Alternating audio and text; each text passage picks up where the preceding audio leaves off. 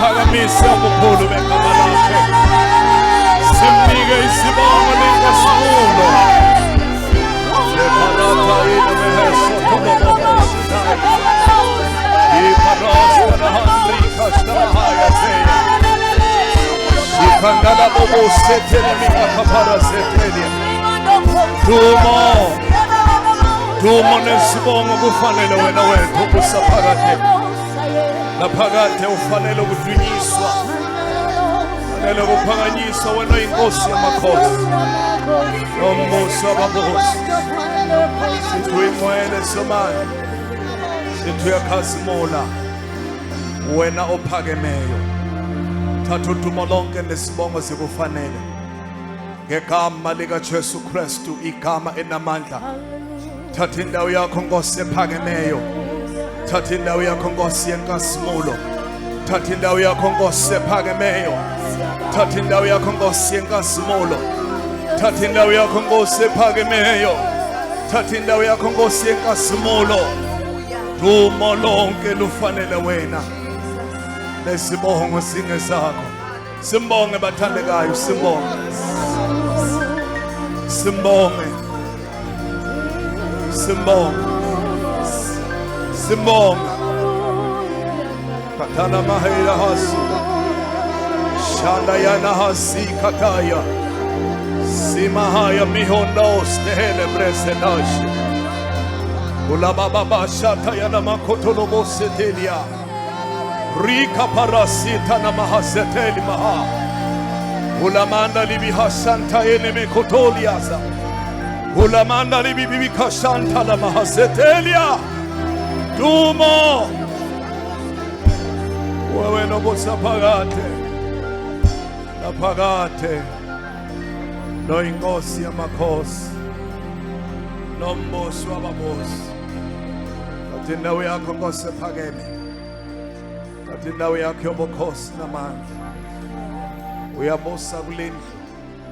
Uyabosa kuleli thempeli. Uyabosa Nkosi kwisizwe sakho. Uyabosa Nkosi phe kwempilo zethu. Sikunika indawo ephakeme. Sikunika indawo yenkazimulo nodumo. Bathi indawo yakhe ephakemeyo.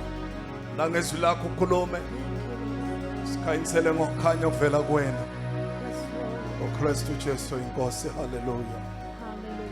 Simshayele izandla samandla.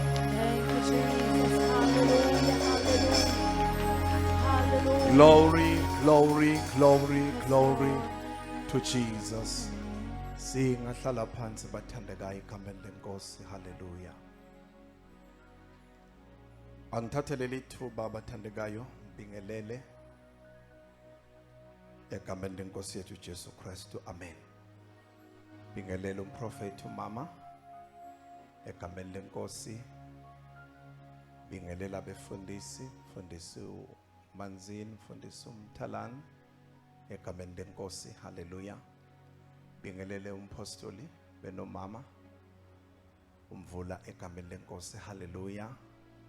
Ngibingelele ama-elder, bingelele amadikoni, bingelele bonke obaba, bingelele bonke omama, abasha, bantwana abancane, ama-eagles, omkhulu nogogo, ihlobo zethu ezisihambela baqala bakhona kuleli khaya. Ibandla lilonke umzimba kaKristu. Khethekile ngibingelele umama Ndabezitha egameni lenkosi ekhona phakathi kwethu. Hallelujah. Ninonke bathandekayo sanibonani ngegama lenkosi. Amen. Hallelujah. Uhambo lwethu impela lo hambo. Hallelujah. Sibonga uNkulunkulu ohambe nathi bathandeka kulomkhuleko kuze kufike kulolu suku lokuphetha lomkhuleko esiphuma kuwona. Umkhuleko ke indawo yokulanda amandla. Emkhulekweni indawo yokulanda khona ukunqoba. Emkhulekweni lawulwa khona izimpi uyiqede bese uyahamba usuqedile. Hallelujah. Siyathanda ukubonga kakhulu uNkulunkulu ngakho konke asenzele khona kulomkhuleko kuze kufike lesi sikhathi ukuthi siyehla namhlanje. Inkosi yomusa mayibusise ukukhonza kwebandla layo. Amen. Umkhulu ucebisa ngokukhethekile siyabingelela. Siyajabula abathandekayo ukuthi ukhona phakathi kwethu egameni lenkosi sibonga uNkulunkulu bazalwane omgcinile. Sibonga uNkulunkulu omlondile, sibonga uNkulunkulu onaye kuze kube isikhathi. Ngokuba konke sikwamukela enkosini. Sibonga nangomsebenzi wonke izolo kade sikwona bathandekayo. Besiyobeka undodana wakho firstborn wakhe bathandekayo. But sibonga uNkulunkulu omgcinile omqinisile ubaba. Hallelujah. Ngicela simshayele izandla egameni lenkosi. Hallelujah. Amen. Siyabonga kakhulu bathandekayo. Ngicela sivula amabhayibheli ethu incwadi kaJakobe uqala verse number 5. James chapter 1 verse 5. Siboke nje izwi lenkosi samukele ukudla kwethu osukwini bese siqhubeka abathandekayo siqedele nezigaba ezinye ezikhona zenkonzo egameni lenkosi. Nkosi eduze kwakho uthanda ngiyajabula uhlele eduze kwami uzobuseka. Ayakazwanga makhelwane. Mnike leli gama ukuthi uzobuseka ngoba uhleli eduze kwakho. Bese umthethe na next time uboyifuna le ndawo kuzohlala eduze kwakho. Hallelujah. Siyabonga kakhulu bathandekayo. Ukukhonza inkosi bathandekayo noma ukukhonza uNkulunkulu ophilayo kuyinto enamandla. Kuyinto futhi enomvuzo. Kuyinto futhi enezithelo. Ngolimi lwethu mhlambi lwasemhlabeni singathi kuyi-investment bathandekayo uyayibekelela.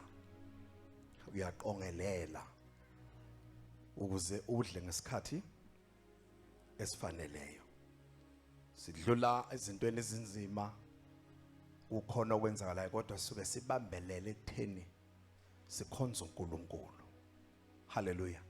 Njengoba sikhonza uNkulunkulu simkhonzela khona ukuthi ungusomandla, wazi konke, unamandla phezu kwezimo zonke. Hallelujah.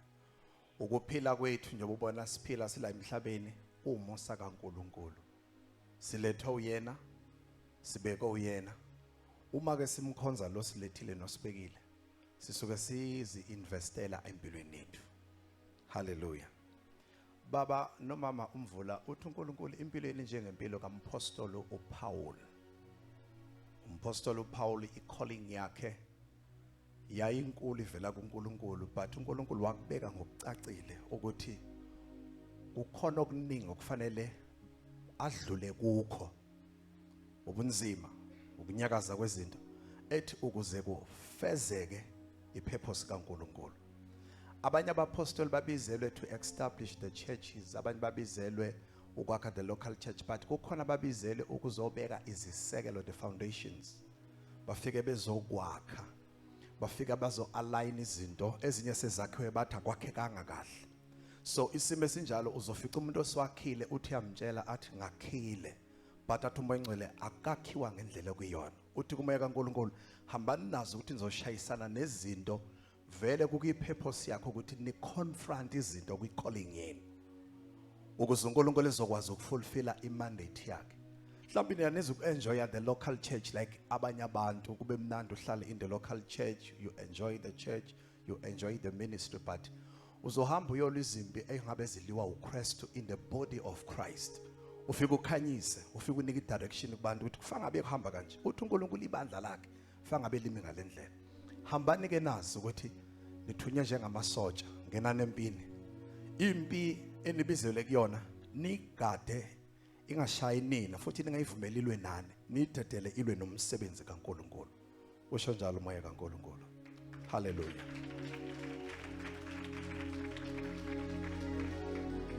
Mama Geba uthi umoya kaNkulunkulu angisho ukuthi obizweni lakhe ubiza abantu ngokwezigaba ezimbili. One, kukhona ababizelwe kubu priest njengoba sibona similar singaba priest, but kukhona ababizele kwi kingship. Laba bahambayo baye lapha in the marketplace, baye lapha ezweni, bayolwela inhlalakahle yabantu ngenxa kaNkulunkulu obeka umthwalo phezu kwabo. Uthi uNkulunkulu ukuthumela emphakathini ukuba uyowudevelopa, uhambe uyodevelopa i-community, uyisebenze. Awuyisebenzeli bona abantu kodwa uyisebenzela uNkulunkulu owaziyo ukuthi befuna besetshenzwe kanjena abantu. Bese uNkulunkulu sebenza wazi ukuthi kunomvuzo kuneyithelo ubiziwe ungobiziwe ubizelwe khona ukwakho umphakathi ubizele khona ukudevelopa imphakathi ubizele khona ukuletha uguquko noshintsho izimpi zakhona ubunzima bakhona bufuna uNkulunkulu mtshele uNkulunkulu akusinda khona Nkosi la kuyangisinda Nkosi la angeneki Nkosi la akuhambeki ngoba uNkulunkulu okubizile okuthumele lapha ezinye izinto okwazi ukuzi achieve ngenxa ukuthi kune calling kaNkulunkulu ezinye izinto zibona zenzeka ishesha noma zikwazi ukubhodlozeka kwena ngenxa ye calling bese thume kaNkulunkulu hamba wazi ukuthi ubiziwe unogcobo lophezkonke uyinkosi embusweni kaNkulunkulu hamba olizimpi uzinqobo usunqobile ubuye nempango ubuyele impango kaSomandla ukuthi abantu badla impango ngoba lempumelelo iletha phakathi kwabantu yilabantu abazobona uNkulunkulu ukuthi na uNkulunkulu esesikhululile na uNkulunkulu esesiphila usho njalo umoya kaNkulunkulu. Shall we honor our Lord our God? Kotana mahazili bihasutai iparasta atekene mohozotolo ina mahazuta aina hazianda iparata sikata ya mahazia udumo wewe na obusa phakathi masibonge ukukhuluma kwenkosi. Hallelujah. Mama umfundisi umthala. Glory to Jesus. uNkulunkulu wethu engcwele siyabonga ukukhuluma kwakho uNkulunkulu wethu esingcwele izwi eliphuma kuwe uNkulunkulu wethu omuhle siyabonga ukuthi liyakwenza lokhu uNkulunkulu wethu elikhulumile salemukela uNkulunkulu wethu namandla onke njengoba sekukhulumile sekunjalo sekwenzekile uNkulunkulu wethu omuhle siyabonga egameni lika Jesu linamandla sinikeze udumo lonke nebonke ukufanele egameni lomfelo wethu Jesu. Amen. Singahlala phansi bathandekayo. Incwadi kaJakobe oqala sizofunda uverse number 5. Namhlanje sehla kulentaba siphinda futhi sibe nomkhosi wokujabula ukubungaza ukusebenza kwabantwana bathandekayo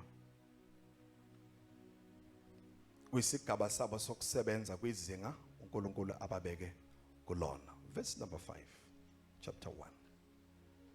Kepha uma kukhona omunye phakathi kwenu oswela ukuhlakanipha makacele kuNkulunkulu obapha bonke ngokungagodli futhi engabalisi uyakuphiwa lokho. Masibonge izwi lenkosi liphilile elakho izwi linamandla liyakhanyisa lona lenza umsebenzi opheleleyo nangalo Nkosi namhlanje siyathandaza ngegama lika Jesu Kristu ukuba ukhanyise ngalo kuthaza ukuphila kwethu sekele impilo zethu ngoKristu Jesu oyinkosi.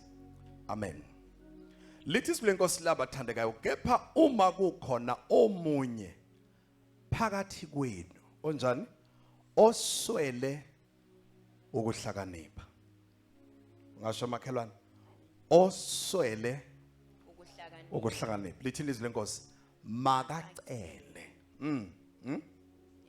makacele kuNkulunkulu obapha bonke ngokungagodli futhi engabalisi akathi mekhipha uNkulunkulu ekuhlanipheni kwakhe bese ethi awudlamini kodwa dlamini nonyawo bacelile nozulu bebeceli bamba akabalisi bazalana meyipha akagodli futhi udedela ekuchichimeni kwakhe. Hallelujah. Aphe bathandekayo makacele kuNkulunkulu obapha bonke ngokungagodli futhi engabalisi lo muntu yakwenza njalo uyakuphiwa lokho. Amen.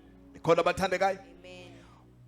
ukuhlakanipha siqonda ngokuthi mhlawumbe umuntu uyazalwa kuphela enjani ehlakaniphile sikubamba mhlawumbe ngokuthi omunye umuntu ngokukhula ngokuhamba kwesikhathi izinto zihamba zimhlakaniphise but siyathola namhlanje ekseni ukuthi ezwini lenkosi uthi uNkulunkulu singakucela uma sishoda ngakho. Hallelujah. Awuthi makhalane singakucela Singacela. uma sesicela bazanifanele sazi ukuthi sicela konakho konke ukuhlakanipha ozothi mangabe epha ingekho into ezomkhalisa ukuthi senibaningi noma sekucelwe kakhulu but unamandla okusabela njengokuthanda kwakhe. Lithi lenkosi njengokucela kwethu besiyasiba. Ngicela ke sibuke umfanekiso wokufakazela ukuthi ukuhlakanipha kuyacelwa futhi kuyatholakala. Hallelujah. Awuthi makhalane ngizothola namhlanje ukuhlakanipha okuphinda phindiweyo. Oh bathandeka ekseni ngiyamemezela ngomoya kaNkulunkulu ophilayo. Sise sikuyimarket yasezulwini. Amen. La khona yonke into ikhokhelwe umnikazi wemarket usomandla. Hallelujah. Ekseni bathandeka sizolanda ukuhlakanipha esophuma ngakho. Sisebenze ngakho empilweni zethu. Kungabe uyafunda uzosebenza ngakho. Kungabe uyaphila usobudala uzophila ngakho. Kungabe uyasebenza sizophila ngoba kuyacelwa kuyamukela. And izinto zethu zizoshintsha ngoba sizoyisebenza ngani manje ngokuhlakanipha. Impilo yethu sesoyiphatha ngokuhlakanipha. Imndeni yethu sesoyiphatha ngokuhlakanipha. Imisebenzi yethu sesoyiphatha ngokuhlakanipha. Ekseni ngibona abantu kushintsha uhlelo lokusebenza kwabo luphakama bathandekayo. Ngibona amazinga emsebenzi yabo eguqula ngenxa yamandla okuhlakanipha esizokwembatha bathandekayo.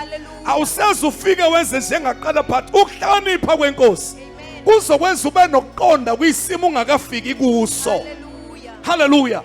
Ngoba sizophiwa umnikazi wani wokuhlakanipha. Uthi umnikazi wokuhlakanipha namhlanje kuseni uzongipha ukuhlakanipha kwakhe. Awukhulume futhi ngiswe ngapha kingdom kithi umnikazi wokuhlakanipha uzongipha ukuhlakanipha kwakhe. Ekseni ke sikuleyo ndawo bathandeka mukelani sikuleyo ndawo. Hallelujah. Sikuleyo ndawo asibuke ke bazana ubufakazi bokuthi buyacelwa mawucela futhi yatholakala. 1 Kings chapter 3 verse 4 uphele ku 15. Makhosi okuqala sahluko sesithathu verse lesine ngangeza ngesizulu uphele kweleshumi nanhlanu. Hallelujah. Amen. Sewukhona makhelwane. Amen. Mthinto sithi uzokuthane ngizophakamala ngingomunye umuntu. Uma ngake ngakakuzwa umtshela ithani uzongithatha ngenye indlela emasubuka manje la. Ngoba ukuhlakanipha kwenkosi kwehlela phezulu kwami. Hayi ukuthi kuzo kwehlela phezulu kwami. Hallelujah. Amen. Ngafunda Inkosi uSolomoni yaya eGibiyoni ukuyokwenza umhlatshelo khona. Inkosi uSolomoni yaya eGibiyoni ukuyokwenza ini? Umhlatshelo khona. Qhubeka. Ngokuba kwakuyiyona ndawo ephakemeyo. Lalela ke bathandeka. Uma lithi lenkosi ngokuba kwakuyiyona ndawo ephakemeyo. Bamba kahle ngokwebhalo. Kwakuyiyona ndawo yayimiselwe ukwenzelwa khona umhlatshelo kuNkulunkulu wasezulwini.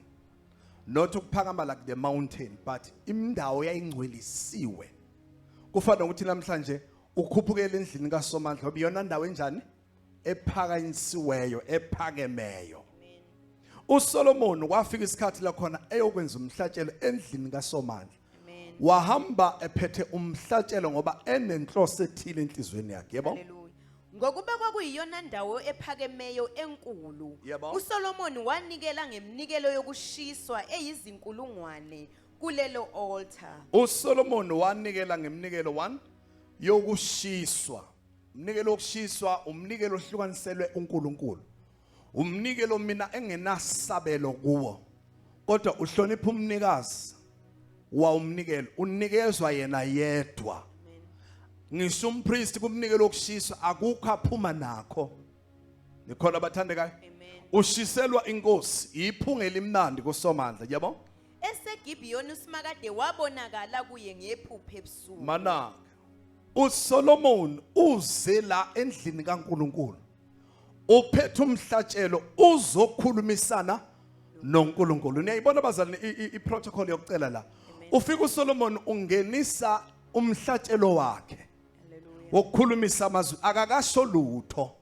wabona wena mawufika enkosini bazana ufike inkosi uyihloniphe mawufika awufiki phambi kwenkosi ungaphethe lutho ungakasho lutho ufika ubingelele noma kufike ke uhloniphe ohlele esihlalweni bayede haleluya wena wendlovu haleluya mawusufika kuyena bese ungenisa ukuthi konke angezwe lakhe ngiphethe nali izinyane lokubingelela ohleli kuphi esihlalweni lithi lenkosi wenze njalo uSolomon wafike wabingelela uNkulunkulu endaweni ephakemeyo wachitha khona imhlatshelo yakhe yokushiswa wayisiyahamba wayolala kwangathi uthi ngiyamemeza lithi lenkosi kusihlwa uNkulunkulu wafika ngephupho Amen. qhubeka uNkulunkulu wathi kuye cela lokho othanda ukuba ngikuphe khona bamba uzwe nini uSomandla ukuthi uSolomon uzocela ukhona niSolomon asekushilo ngendla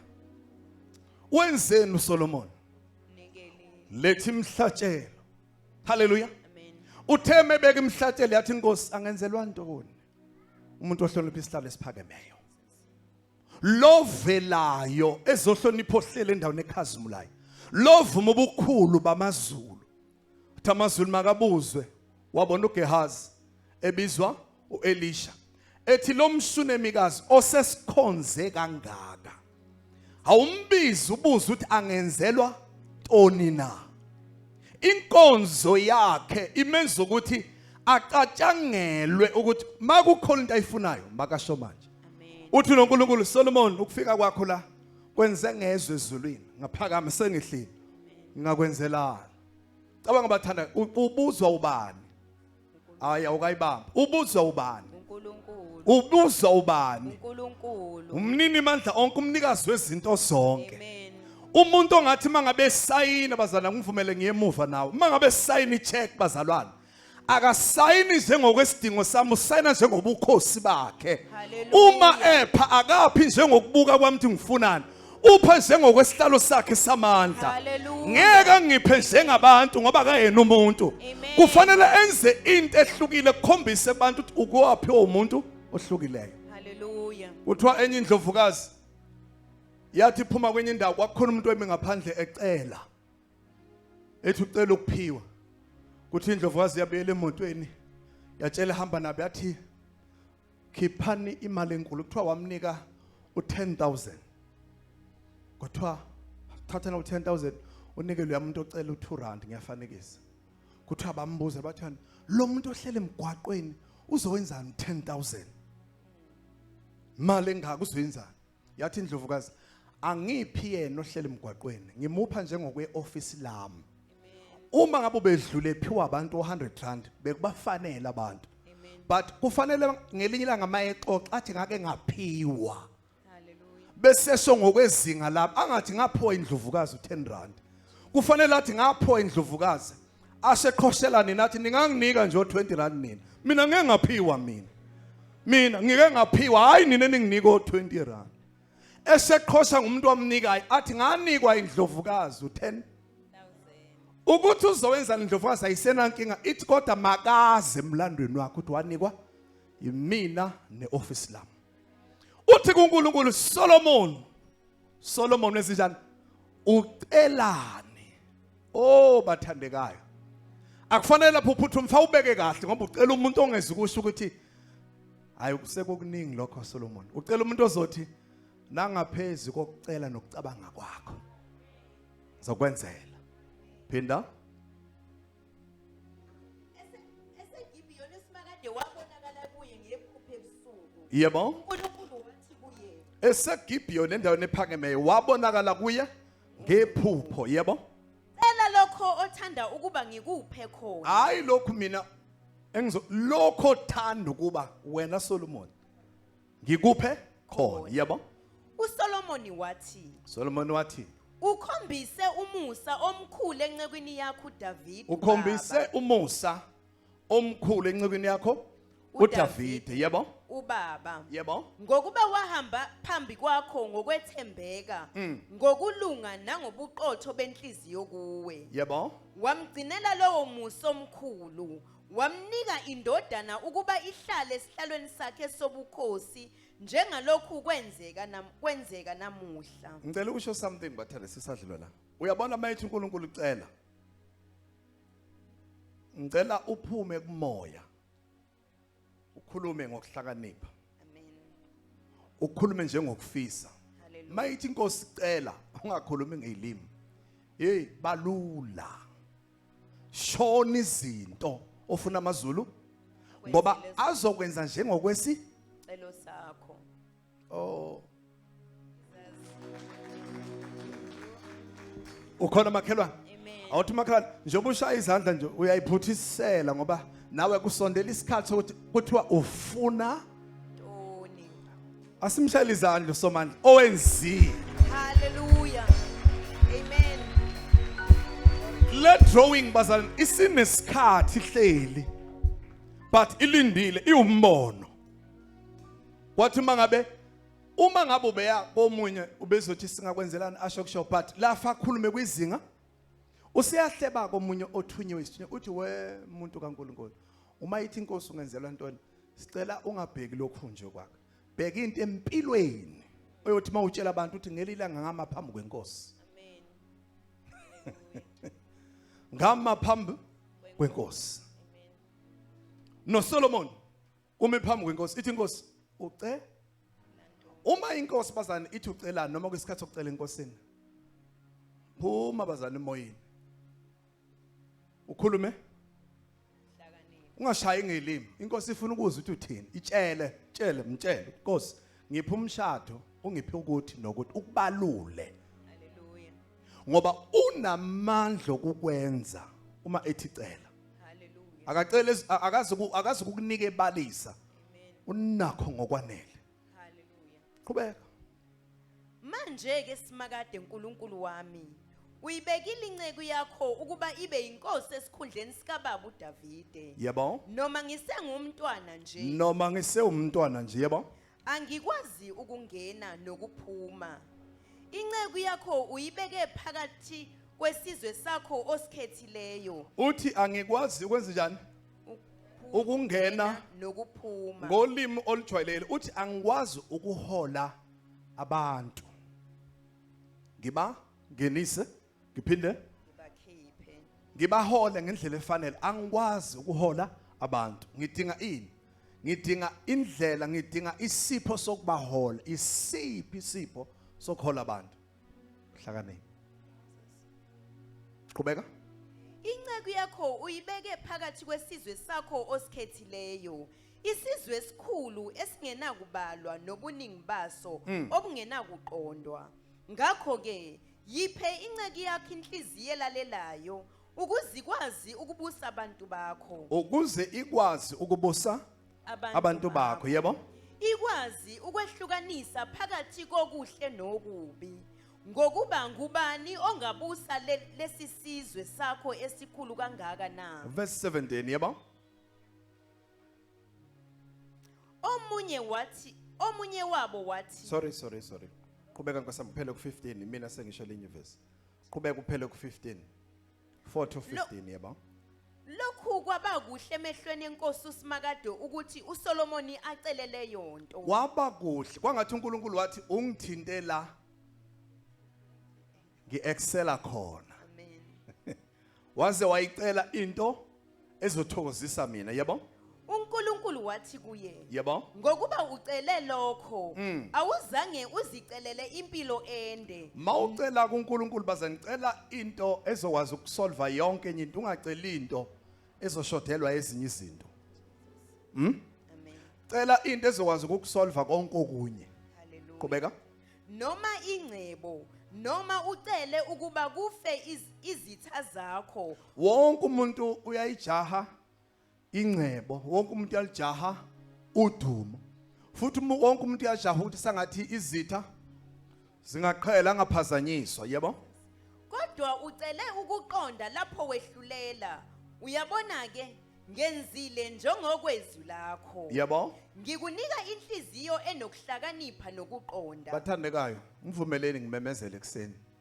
Siyasithola iscripture esifakazela ukuthi ukuhlakanipha kuyacelwa uNkulunkulu umuntu amuphe. Hallelujah. Nakuba engazalwa nakho ukuhlakanipha, but kuyacelwa nalizwi na ireference kuyacelwa futhi umuntu uyakwazi ukuthola.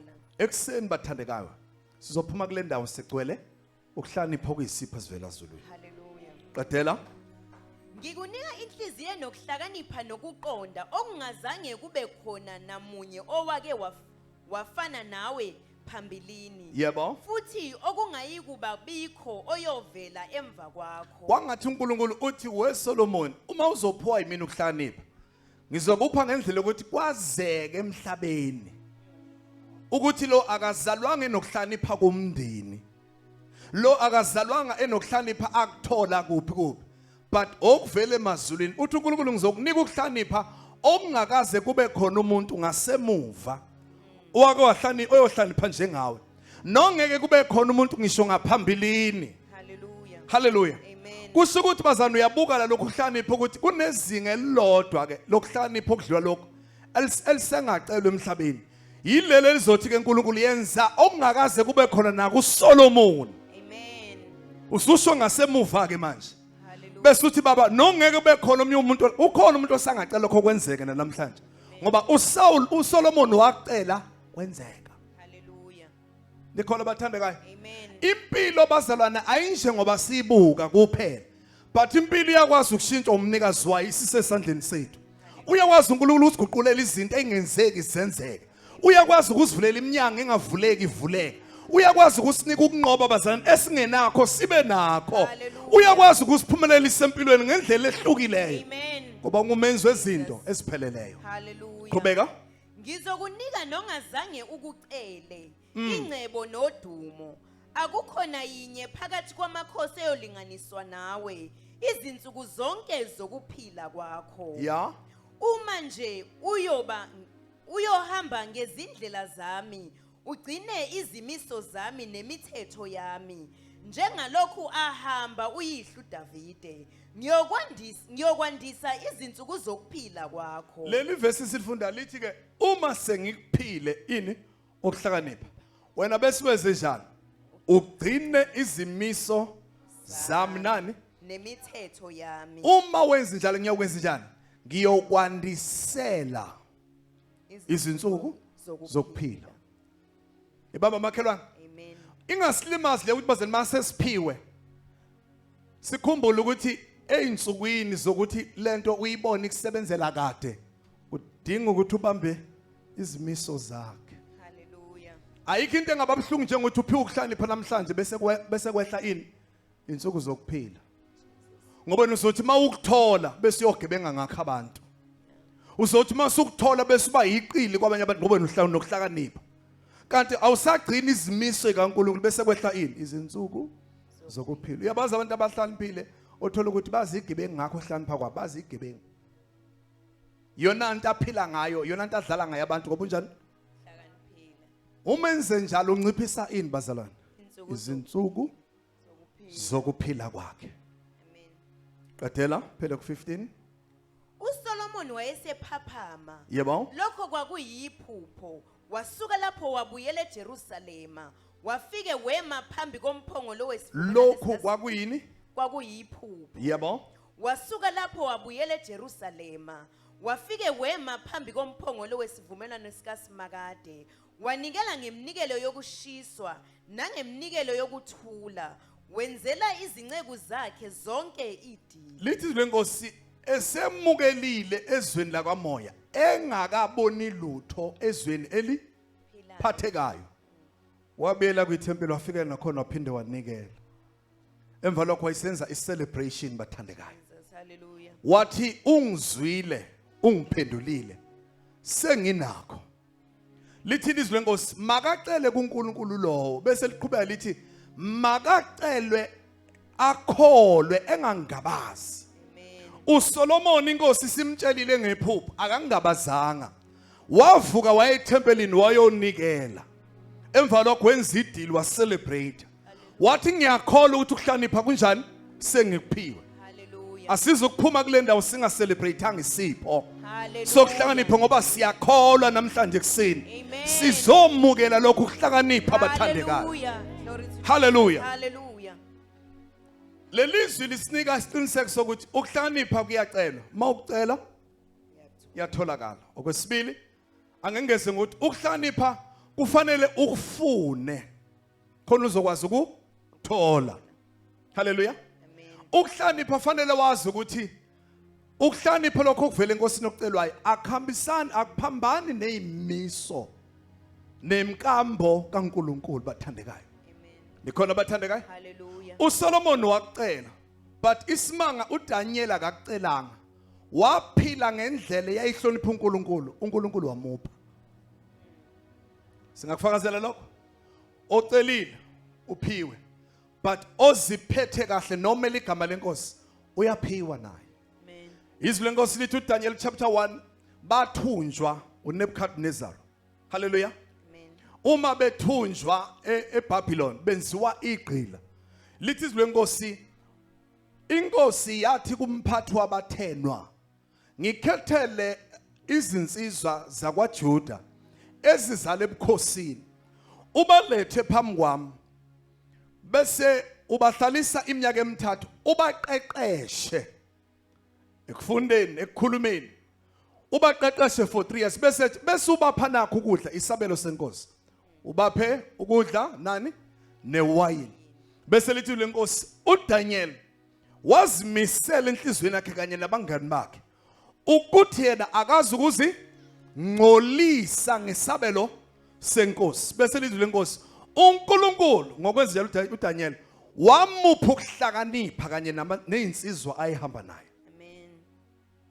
ukwenza ukuphila kahle kuyakwenzela uphiwe ini isibusiso noma isipho sokuhlakanipha Izaka 2 verse 3 and 4 ukuhlakanipha kufanele ukufune njengesiliva uma ukufuna uNkulunkulu uza kupha khona Proverbs chapter 2 verse 3 and 4 Uma ukhala ngokuhlaziya ulizwakalisa izwi lakho ngokuqonda. yebo Uma ukufuna njengesiliva. uma ukufuna siliva yebo Ukufunisisa njengengcebo efihliweyo. kuyafunwa bazana ukuhlakanipha kuyacelwa kufunwe yebo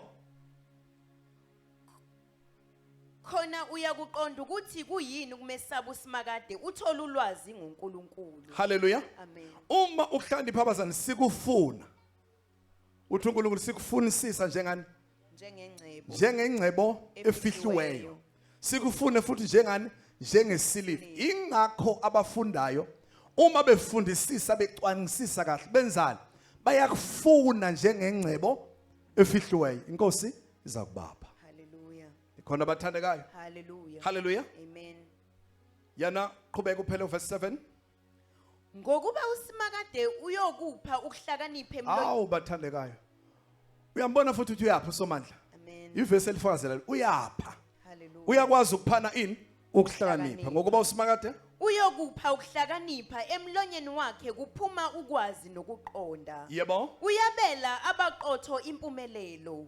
Uyisihlangu salabo abahamba ngokwethembeka. akube kusaphambana ke bazana lokhu ukuhlakanipha kufanele kulungise nenkambo Amen. ibalance abathandekayo Hallelujah. likhona abathandekayo Amen. chapter 3 verse 13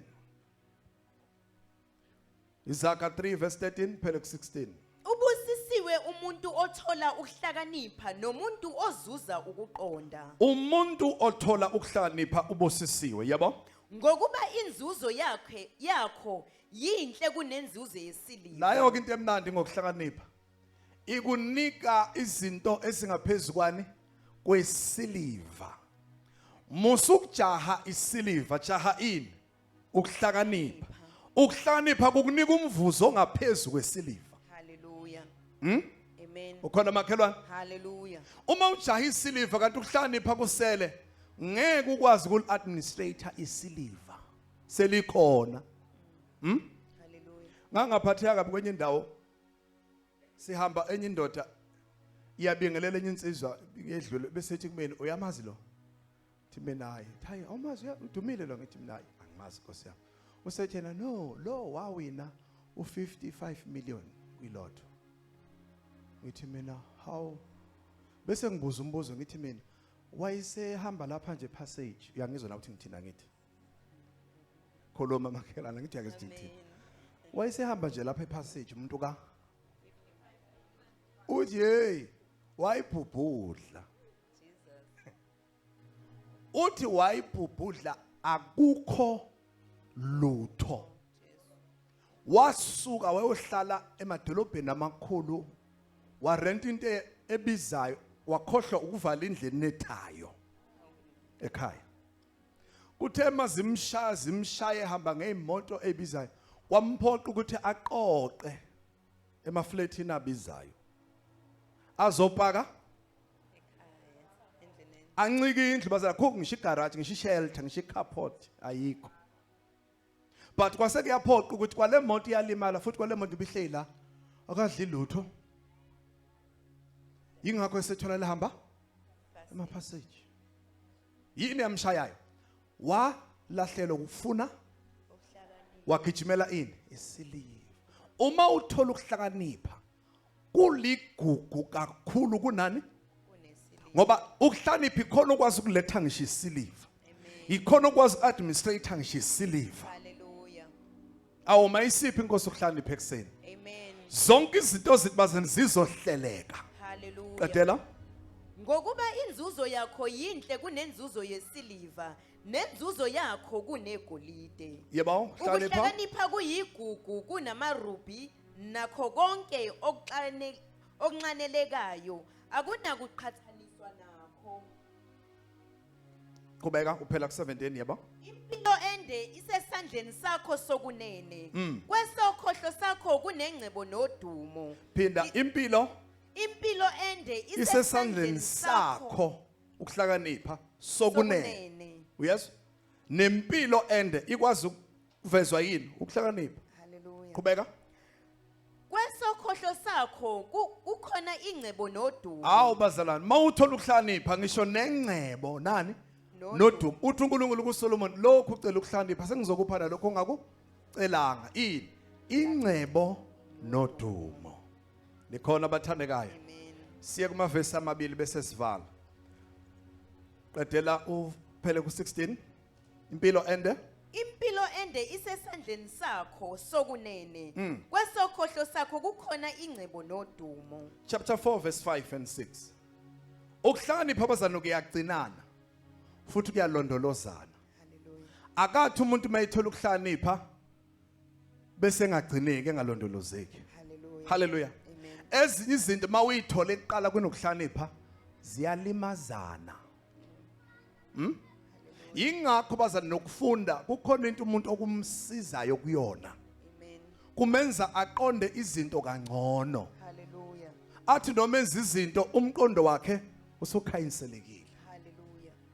funda verse 5 and 6 Zuza ukuhlakanipha. yebo Uzuze ukuqonda, ungakhohlwa, ungachezuki emazwini omlomo wami. yebo ungakushiyi lokuhlakanipha yebo Kuya kukugcina. kuyagcinana bathandekayo uhlakanipha uma umuntu enokuhlakanipha impilo yakhe iyahlengeka uma unokuhlakanipha unokuqonda ngisho kwezempilo ungaphila kade ngoba uzokwazi ukugcineka ngenxa yolwazi yokuhlakanipha Amen. nikhona bathandekayo Hallelujah. ake ngedlule okwethu lokhu bathandekayo khululeka kukhola ivesi nokwethu kukhulunywa kwaku interview abantu ababili la kwakuyi China nomuntu wakithi omnyama sekudlula kulento ebusiness sekukhulunywa ngokudla usethi lo babuzayo leli China selikhuluma isiZulu bazana njengomuntu nje phaqa lisazi nje kahle usethi ke lo njengoba nisebenza nenzani ake siye ekudleni yini nina nidla ukudla kakhulukazi okunamanzi kakhulu kanje bese ethi hayi thina ukuthi senzethe imizimba yethu iphathe kahle umzimba ungamanzi udinga amanzi isikhathi esiningi ukuze usebenze kahle kukho konke ukudla esikudlayo kufanele kube khona amanzi ukuze isystem yami isebenze kalula, igaye kalula, ukwazi ukuthi umzimba uphile kangcono. Usethi kodwa sesiyakubona usiyakudla nokudla kwesintu. Bese awusho ukudla ongakudla kwesintu. Bese yabala thena hayi ngiyayidla wabala nje izimbalwa esethi kodwa angiludla uphuthu. Bamba makhelwane. Bamba. Kodwa angiludlu. Sekuthiwa yini? Athi I know that is a heavy stuff. Angiboni ukuthi isystem yami ngagaya. Ukwenza ihlaya bese thena yindaba bese kahle hle uphuthu lona uma ubungaludla lube namanzi belingangcono. Manje ngoba ludliwa yinina la eAfrika. Sisindo senu siyakhuphuka kunesethu. Hayi ukuthi sonke asidli but ina nidla ukudla. Nake justify umbila. Uqinisile umbila. Hallelujah. But buka lokhu bathandeka kubalekile. Ukuhlakanipha kuyagcinana kuyalondana. Ngisho uya kusolwazi bazana ocwaninga ezokudla. Ufika analyze akutshethwe ufanele lokhu nalokho ukudla. Ungabisakudla ukuthi ungaqinisi kulokho. Bese siphika thina sithi hey ngeke umuntu angitshethi ngingadlini. Uyayizwa le? But ukupha ini ukuhlaka ukuze uzolondeka isystem yakhe engakuthandi lokho. But wena uyakufuna. Ukhona makhelwane? Hallelujah. Ukuhlakanipha bazana kuyaqoqa. Ukwenza ukwazi ukuhlunga izinto, uyibone nezinto eziright ezingezimpilo yakhe igcineke, nezinto ezingakulimaza. Asikhulume bathandekayo. Uma usebenza insuku ezu, angithi uma ezu 29, bese uhola ngosuku olulodwa lelo estate. Bese imali uyichitha ngosuku olulodwa. Yonke. Kuseyikho ukuhlakanipha? Lord. Umbuzo uthi njengoba udonsa kangaka isikhathi eside, but ukwazi ukusizakala? And then lezi ezinye wenze njani uphila njani? Omunye uthola ukuthi kwalokho ukusebenza ukumenze wamnika le mali yikhona ukubulala impilo yakhe uqobo impela. Uright engena mali. Ngoba mayine imali wezinjani uyayibulala. Adle into ezomenza kwayena umbone ukuthi siyabitoza kwayena kubi. Yikho ukuhlakanipha lokho. Enye indoda yathatha amawala abathandekayo yatsukela ibhodlela lishisa elingaka ufuna ukukhombisa abantu ingalishaya lishayele ekhanda. Yalishaya bazana yalishaya laphela kwashawa izandla. Emva kwemizuzwana kwakulandwa ama-ayisi bekwa phe kwakhe. Kubi yikho ukuhlakanipha lokho. Lutho. Nasempilweni bathandeka izinto zakhe indlela ophethe ngayo izinto zakho. Uma unokuhlakanipha uzawuphila kancane kuzokulonda. Uzokwazi ukugcina ukudla, uzokwazi ukugcina imali, uzokwazi ukugcina impilo. Hallelujah. Kukhona abantu bazana abanamandla okwenza izinto kodwa nxa balahlela ukuhlakanipha basebenzele emuva. Omunye mhlawumbe angifanele somunye owesilisa engimaziyo unemali bazana uyakwazi ukuthenga amathuluzi but unyaka nonyaka uthenga amathuluzi awodwa. Awodwa fanayo. Ngoba mayeqeda ulisebenzisa akakwazi kulibeka. Njalo uma kade negibela phezweni istepiso usigcina lapho nje kugitshelwa phezweni bese bekani. Sekuzothi makufaka gitshela ukuthola ukuthi sek futhi ngeke ahluphe ake ne building thina yolanda istepiso. Basila sebeyazi labo ukuthi hayi phela lo uthengela thina. Ngoba uzothi mase sibuze bese sithi hayi boss engathi washiya sincike eduze kwendlu. Uboss akabheka ukuthi asimile lapho la sishiye khona. Uboss akajikele emva kwendlu. Ungena kulomnyango angene emotweni. Ukuthi kunani ngalemva kwendlu uma ibonele. Yini lokho ukuhlakanipha? Uma ngabe thenga isando namhlanje kunto ayishayelayo, mbheke emva kwa 2 months asekho fanele uthenge isima khonto afayishayela. Ukuhlakanipha lokho. Le mali yachitheka ukuthi ikhona but iyahlaphazeka. Omunye uhamba ngemoto akakwazi ukuyiphatha. Akakwazi ukuyiphatha imoto yakhe. uyithenge ngemali enhle. Usezosenzela ukuthenga imoto yenini yena njalo njalo. Ngento nje ubala uhluleke ukusensa izinto ngokuhlakanipha. Le moto engake biza uyazi ukuthi ngalinyazwa amanzi la amahala empompini, mahala amanzi. Ukuthi nje uvuka ucheck amanzi uthi akhona ni emotweni ukuze amanzi amahala uthela u2 liter ihamba imoto yobuye eGoli. But ngokukhohla ukubheka amanzi amahala ishaya engine ufuna u50,000. Yini lokho? Ipint lama lika oil limalini elibizayo u50 rand ngisho njalo o 60 rand. Uyazi leli pint bungeze kulinaka ukuthi ulibheke ukuthi lingenile nemotweni engeze kuyikhulumela encike kuwe ukuthi wena uzoyihlakaniphela uyicabangela ukuthi ake ngibheka amafutha izoshaya injini ifune u50,000 endaweni kamalini ka50 rand. Ukuhlakanipha kuyalondana, ukuhlakanipha kuyagcinana. Qedela ke ivesi lethu. Ungakushiyi kuya kukugcina, kuthande kuya kukulondoloza. Kuya kukugcina ukuhlakanipha. Uphinde kwenze njani futhi? Kuya kukulondoloza. Asivale Izaga chapter 8. Ubona ukuthi lokhu kuhlakanipha mase kukhona kwenza izinto ezinkulu kakhulu. 1 kuyagcinana, 2 kuyalondolozana, 3 kunenzuzo ukuhlakanipha. Hallelujah. Kunempilo ende. Hallelujah. Ukwenzela ukuthi ukwazi ukuthola ngisho ingcebo nani nodumo ukuhlakanipha. Izaga 8 verse 15 phela ku18. Amakhosi abusa ngami. Awu Nkosi yami. Amakhosi ezinjani bathandekayo? Abusa ngami. Abusa ngani? Ngokuhlakanipha. Uyafuna ukubusa? Amen. Uyafuna ukuba inkosi? Hallelujah. Amakhosi abusa ngani? Ngokuhlakanipha. Nawe uma ungathola ukuhlakanipha uzoba njengenkosi. Amakhosi abusa ngami, yebo? Nababusi bashaya imithetho elungile ngami. Nemithetho elungile itholakala ngani bazalwane? Ngokuhlakanipha. Izwe namhlanje liseyinkinga umhlaba wonke. Ukhona ihlakanipha engafuni ukwenza ngendlela elungile. Hallelujah. Amen. Kuthiwa abazane ezweni ngokomthetho imali ayishoti kodwa kukhona ihlakanipha ezenzela ukuthi wonke umuntu uzabamba ulayini owodwa. And akufuni wenza into eziningi, kufanele na uthola ukuhlakanipha khona uzokwazi ukuphunyuka kulolo gibe lomcuphi.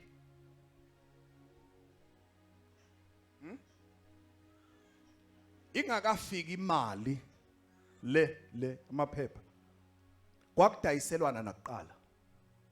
Ake sithi yayikhona indlela yokuthenga but indlela yakhona engancikile ekushodeni encike ebuningini bezinto. Ukuthi nje uma ngenawo ushukela ngizoya kwaZulu mphethe ubhontshisi. Akusaqala abazana ukuthi hey uthola ushukela iKG ufike nonakhuza nobhontshisi wena u5 kg kwakunikwana njengokuchichima kwezinto.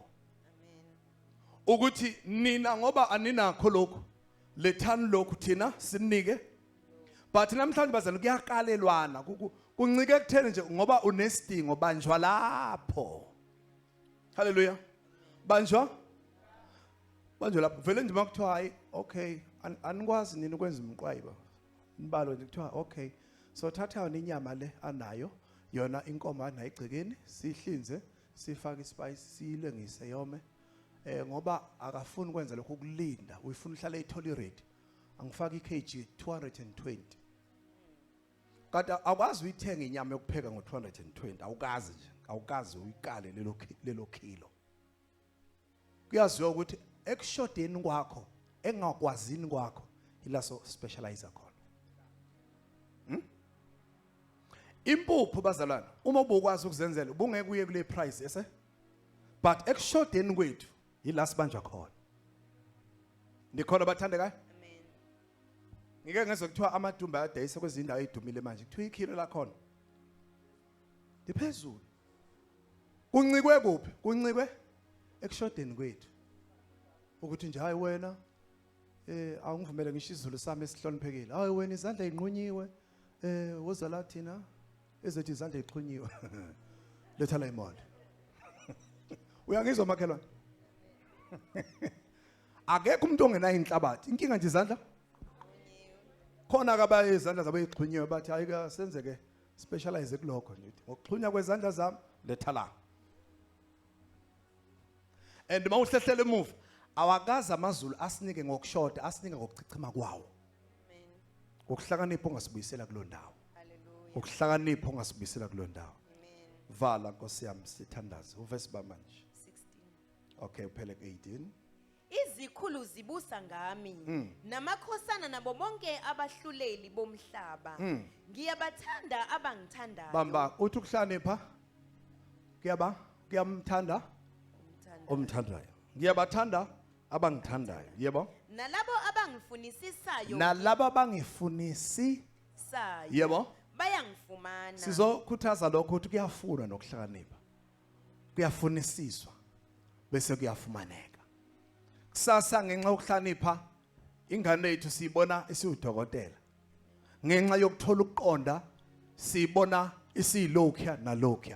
Kuyafunwa, kuyafunisiswa bese kuyatholakala. Qedela. Ingcebo udumo nomnotho omningi nokulunga. Phinda uze umuntu omusha kuthiwani? Ingcebo nodumo nomnotho omningi yebo nokulunga yebo kukimi. Awubamba makhelwane. Lezi zinto zitholakala lapha kuphi? Ekuhlakanipheni. Yebo. Uverse 18 ndawo bese ufunda uverse 35. Ngokuba ongifunayo ufumana ukuphila. ofumana ukuhlakanipha ufumana Ukuphila. nokuphila. Yebo. Azuze umusa kusimakade. Bese lo muntu athola umusa njengoSolomon athi ucele kahle. Lo fumana ukuhlakanipha uthola nani? Nomusa kusimakade. Ekseni emzini wokukhanya ebandleni lika Kristu. Ukuhlakanipha kuyacelwa enkosini. Ukuhlakanipha kuyafunwa, kufunisiswe, kuyatholakala. Uma ngenzeka njengoba lisho lenkosi, uma ikhona namhlanje othi udinga ini ukuhlakanipha, makenze njani? Makacele enkosini. Siphakame sibe ngezinyawo. Sizobonga izwi lenkosi. Lithi lenkosi uma ikhona odinga ukuhlakanipha, makenze njani? Makacele enkosini. Hallelujah. Makacele kuNkulunkulu obapha bonke ngokungagodli futhi engabalisi. Sibala amehlo ethu ekseni. Kungenzeka namhlanje ekseni sesobonga izwi lenkosi. Kungenzeka namhlanje sazokhuleka. Ungomunye wabantu othi Nkosi ngiyakudinga ukuhlakanipha. Sengizwile ngakho ukuthi ikhona okulonda ukuphila kwami. Ikhona okwenza umuntu afumane ingcebo nodumo. Ikhona okwenza ukuthi impilo yomuntu ifumane umusa enkosini. Benzeka ukuthi ukhona ekseni usho njalo uthi Nkosi ngipha ukuhlakanipha. Uma ukhona usho njalo ngaphamisa isandla sithandaze nawe ekseni wamukele ukuhlakanipha okuvela enkosini. Ungabe umzali ukudinga ekhaya lakho, kungabe umntwana ukudinga empilweni yakho, kungabe ukunoma kuliphi izinga, but udinga ukuhlakanipha. Phamisa isandla sakho sithandaze. Masikhuleke bazalwane. Ngibona zonke izandla iphakamile. Sonke bathande kusiyakudinga lokho ukuhlakanipha. Ngifisa sikhuleke bathandekayo. Lithi lenkosi uSolomon wacela. Uma ecela inkosi yamuzwa yamupha. Ngifisa ekseni namhlanje kulolu suku lokwehla entabeni. Sicele bathandeka kuNkulunkulu sinxuse. Sithi baba sicela ukuhlakanipha. Siphe Nkosi ukuhlakanipha empilweni zethu. Siphe Nkosi ukuhlakanipha ezintweni zethu zonke. Ukuze baba